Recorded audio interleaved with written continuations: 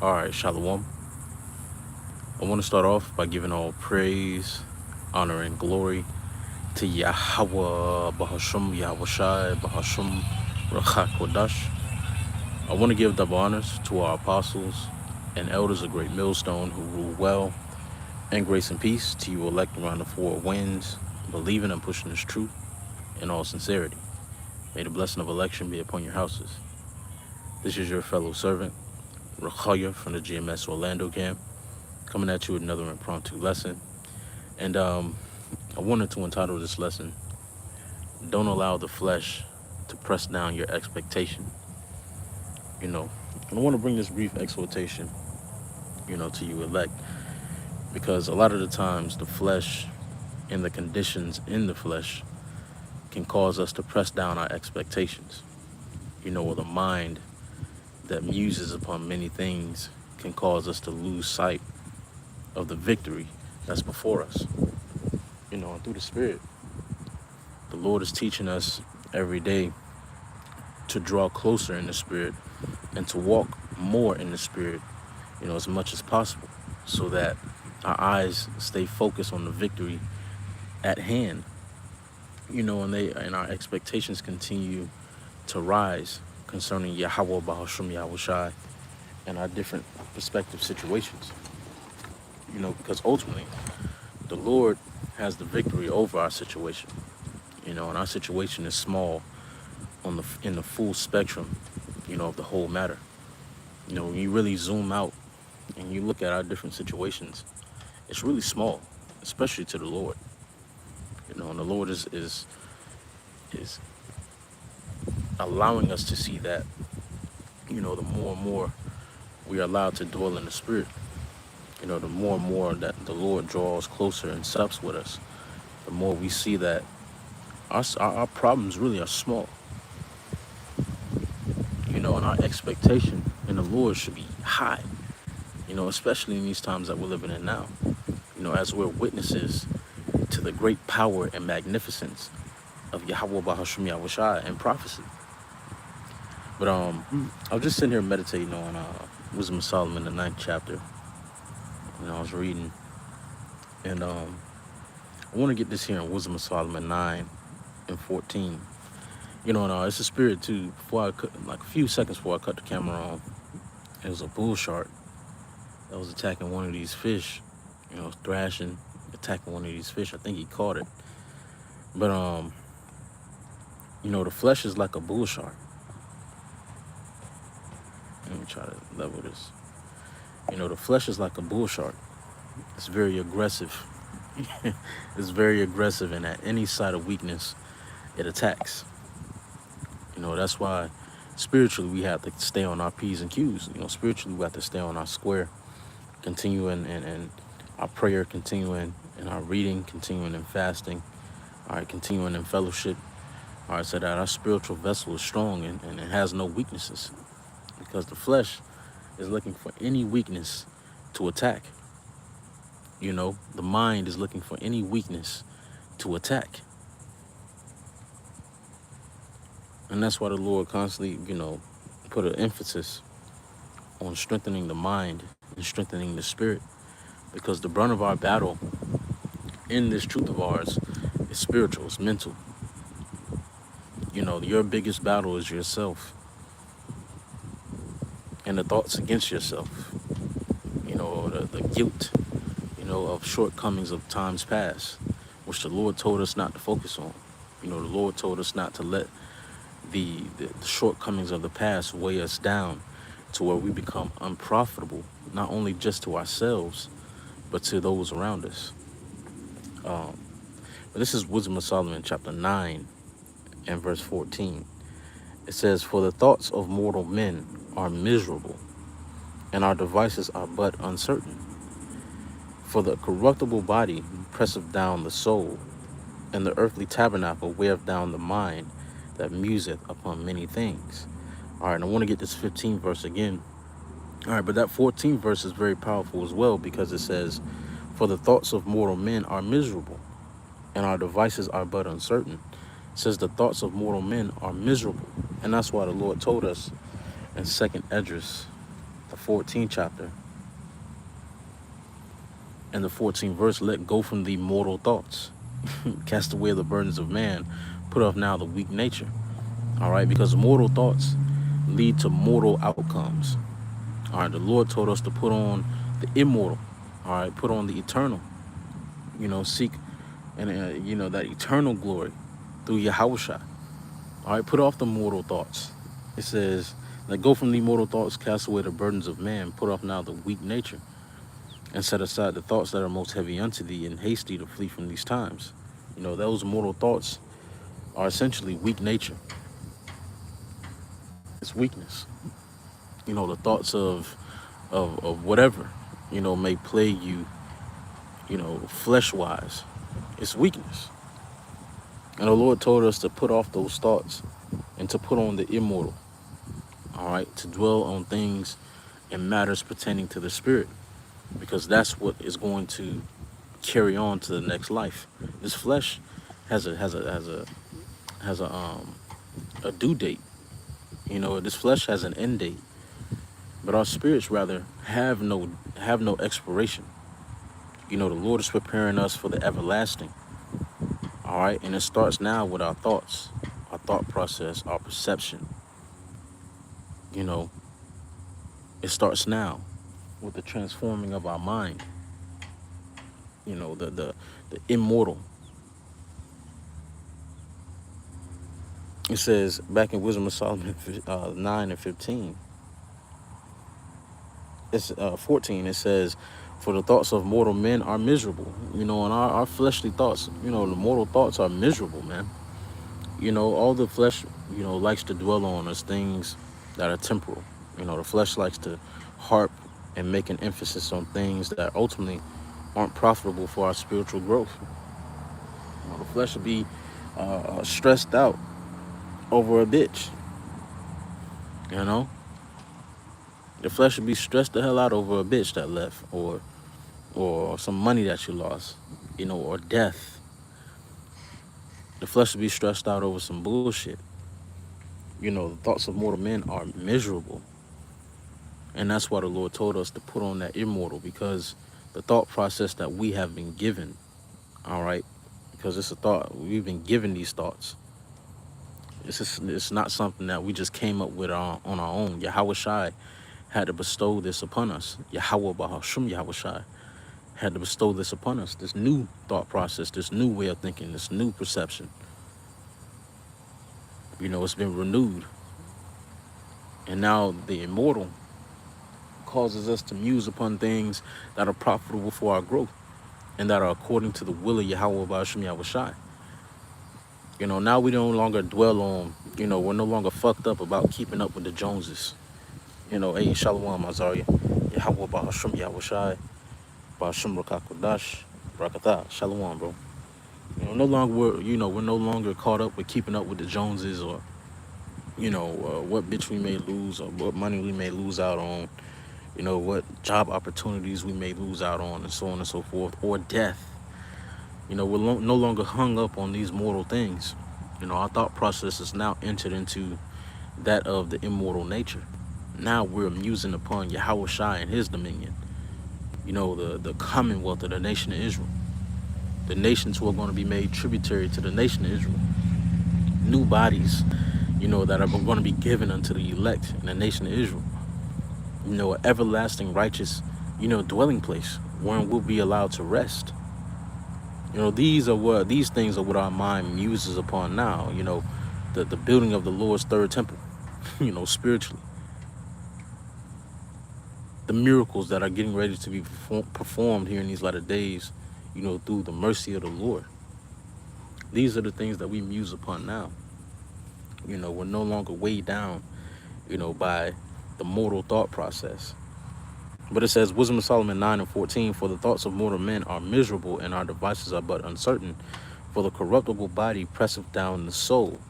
And when I read that, it made me think about the Apostle Paul and what he said here in Romans, the 7th chapter.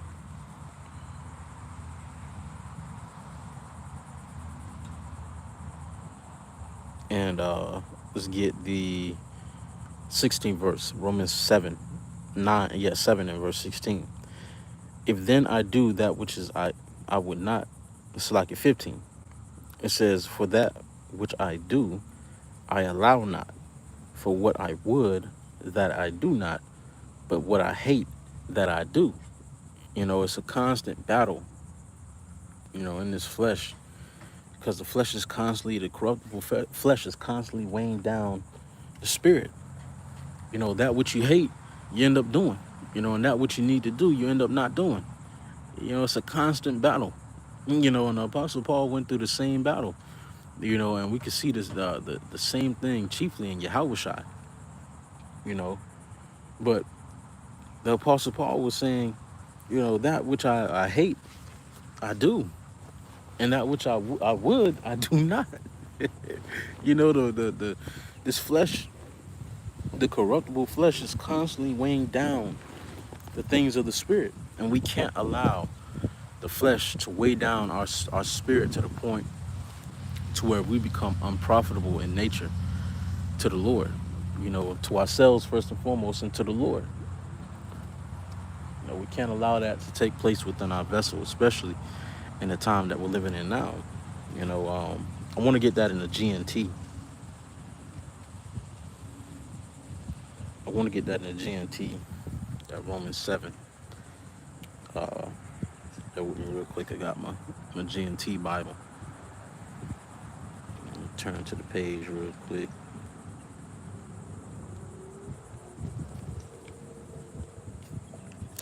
This is Romans chapter 7 and verse 15 in the GNT.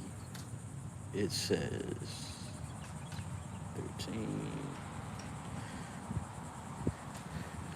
I do not understand what I do, for I don't do what I would like to do, but instead I do what I hate. Since what I do is what I don't want to do, this shows that I agree that the law is right. And I'm gonna read that again, man. It says, I do not understand what I do, because man's goings is of the Lord. The Lord said in Job, the 13th chapter, that he imparts into us our instructions, as slumber, as sleep falls upon men. So we receive what we're going to do the next day as we fall, as we fall into a deep sleep. The Lord imparts in us our instructions, and man's goings of the Lord. The Lord may cause you, to have a bad day, so that you learn a lesson. The Lord may cause you to go off in a sense, to make you realize, how much mercy you truly need, not to lift you up in pride. The Lord may teach you different lessons throughout the day. The Lord has many ways of teaching, many ways of promoting growth within our spirit. But it says, I do not understand what I do, for I don't do what I would like to do, but instead I do what I hate. And we all find ourselves in that position at one point in time, at some point in time, in this ministry of ours, to where, we're doing things that we would, we shouldn't be, and then we find ourselves, struggling to do the things in which we should, because it's a constant battle in the flesh. Once again, in Wisdom of Solomon 9 and 15, it says, for the corruptible body presseth down the soul. This earthly tabernacle presses down, that soul. The mortal and the immortal is at a constant battle. It's at a constant battle. And the only way that we're able to get a hedge up, on that battle is by dwelling in the spirit, constantly, praying, constantly listening to videos, making videos, dwelling amongst brethren, reading, fasting, using the different tools that the Lord gave us to increase in the spirit, so that our earthly tabernacle doesn't press us down to the point where our expectations begin to dwindle. Our vision begins to blur concerning the will of Yahweh Ba'ashem Yahushai. Because that's ultimately the goal of the flesh, is to blind us, blind us and to weigh our souls down to the point to where we become unprofitable. Our expectation becomes low, and we begin to align ourselves back with that old man. That's the end goal of the flesh, to get us to align back with that old man, back with that old thought process and that old way of seeing and looking at things.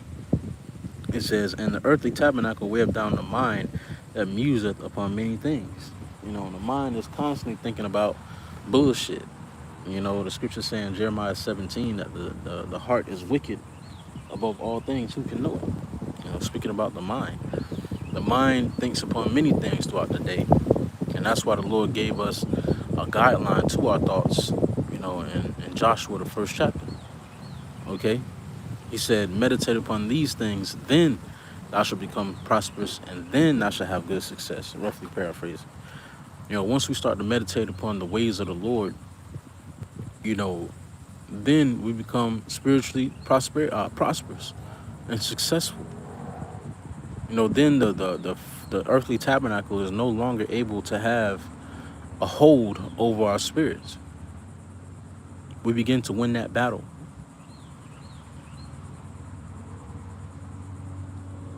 Don't allow the flesh to press down your expectation, especially now.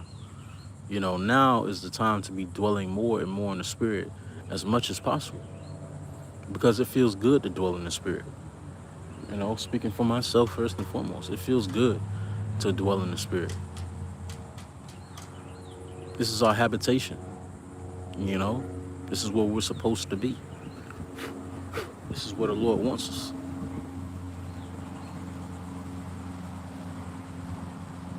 It feels good to dwell in the spirit, because in the spirit we have a lively hope. Let me get that.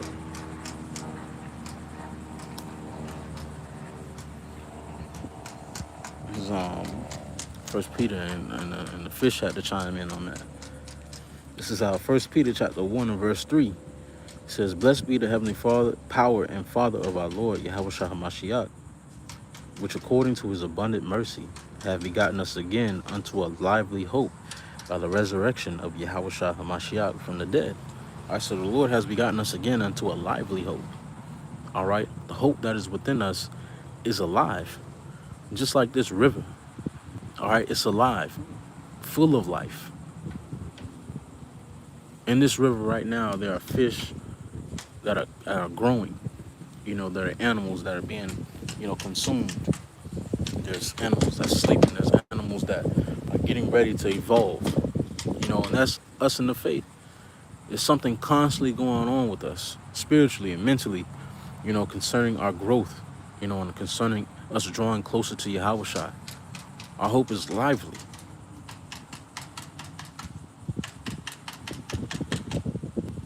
And you have to always keep that in mind, because the flesh and the mind is going to try to tell you otherwise. The mind and the flesh is going to try to tell you that we have no hope, or that, we're losing out, or that things are taking too long. But in reality, things are looking on the up and up for us. Things are happening at the exact pace in which they should. If they would have happened faster, maybe if the Lord would move faster, maybe some of us will be overtaken. Maybe some of us aren't ready for the Lord to move right now. Maybe that would destroy some of us. Maybe the Lord has has accelerated the hell that you're going through to bring you on a level quicker, because he's getting ready to move faster. You don't know what the Lord has at hand, but we know that the Lord is perfect. And you got to buy into the Lord's program. Just like they tell them jakes that sign into the NBA or the NFL, you got to buy into the program. Trust the process. Trust the process. The Lord knows what he's doing, man. The Lord knows what he's doing. You got to fall in love with it. Fall in love with the everyday drawing closer to Yahushua. Fall in love with the lessons that the Lord constantly teaches you every day, or the talks that the Lord has with you every day. Whether you realize it or not, the Lord is talking to you. You gotta fall in love with that. You gotta fall in love with what the Lord puts in front of you daily, you know, to show you certain things or to teach you. All right, our hope is lively, man. And then when you step into the realm of prophecy, our hope is even livelier, because on a prophetic, scale, things are happening very quickly. You know, the Lord is moving very quickly prophetically, especially when it comes to end time prophecy, such as World War III and the mark of the beast, which is the RFID microchip being implemented. The Lord is moving very swiftly concerning these things. So don't allow the flesh to press down the expectation. All right? Our expectations concerning the Lord should be high. Every day, it should be high. Especially now, brothers, it should be high. There's no reason why our expectations should align or should be lower than someone in this world, than a nigga in this world. There's no reason.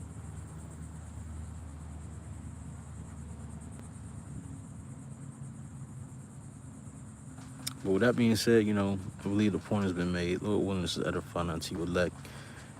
I want to give all praise, honor, and glory to Yahweh, Bahasham Yahushua, Bahasham Rachak Kodash. I want to give double honors to our apostles and elders of Great Millstone who rule well in grace and peace to you elect around the four winds, believing and pushing His truth in all sincerity. May the blessing of election be upon your houses. Hey, Shalom.